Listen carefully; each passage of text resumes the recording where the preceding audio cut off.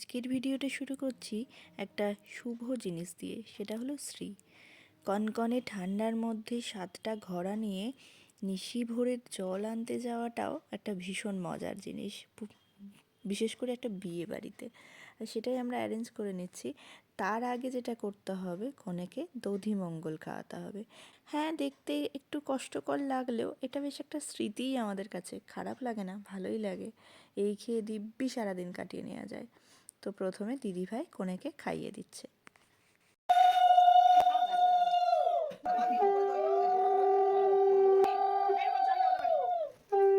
তারপর আর কি কোণে বসে রইলো, আর আমরা সেই ঘোড়া নিয়ে চললাম জল আনতে। আর এইখানে কিছু হাসির মুহূর্ত দেখো। এই যে কোণের মা আর ওই যে কোণের মামা নাচছে পাগলের মতো।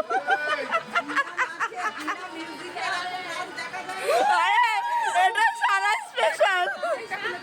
চন্দননগর স্ট্যান্ডে জোড়াঘাটে এসে পৌঁছলাম।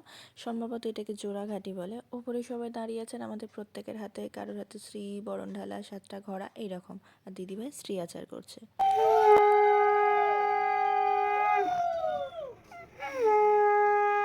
সাত ঘোড়া জল চলে এসেছে, কনেকে আবার দধিমঙ্গল খাওয়ানো হয়ে গেছে। এখনকার মতো এই পর্যন্তই, দেখা করছি সকালবেলা।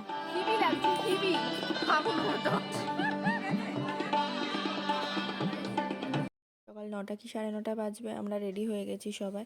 আর এখন ওই প্রি হেলদি একটু ভিডিও শ্যুট করে, ফটোশ্যুট করে, সেই জন্য ডাকছিল। বাট ছেলেটাকে খাওয়াতে হবে বলে যেতে পারিনি। এসে দেখলাম মাই তাকে খাইয়ে দিচ্ছে। মা থাকলে আমাকে এই চিন্তা করতে হয় না। এসে দেখলাম তখনও প্যান্ডেলের কার্পেট বিছানো হয়নি, রেড কার্পেট বিছানো হচ্ছে, বৃদ্ধি চলছে। আমি না কিছু কিছু ক্লিপ এদিক ওদিক করেছি, বুঝতে পারিনি, মানে খেয়াল নেই যে কোনটা আগে পরে, গণ্ডগোল হয়ে গেলে যাওয়া হয় আর কি।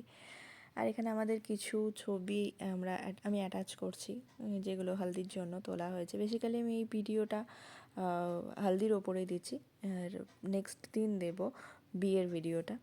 এটা আমি, বুনুদি আর মানা, মানে ননদ আর কি।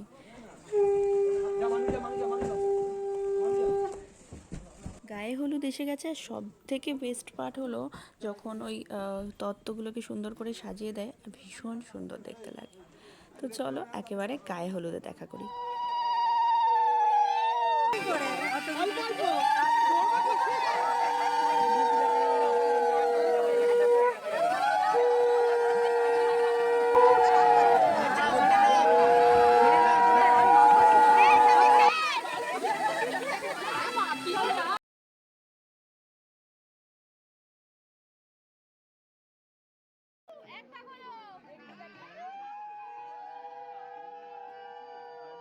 বিয়ের পর থেকে কোনো পুজো বা কোনো বিয়ে বা মাঙ্গলিক অনুষ্ঠান যখনই পেয়েছি, এই কাজগুলো আমি একদম ছাড়ি না। আমার ভীষণ ভালো লাগে এইরকম মাঙ্গলিক কাজে যোগ দিতে।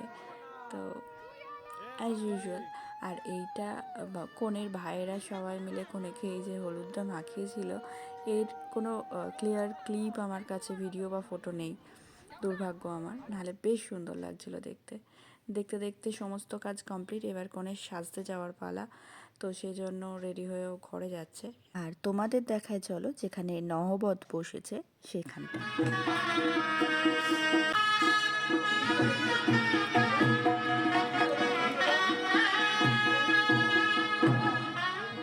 এখন হলো লাঞ্চ টাইম। খাওয়া দাওয়া করে এবার সাজুগুজু করব, করে আবার দেখা করব তোমাদের সঙ্গে একেবারে সন্ধ্যাবেলায়। এখনকার জন্য টাটা।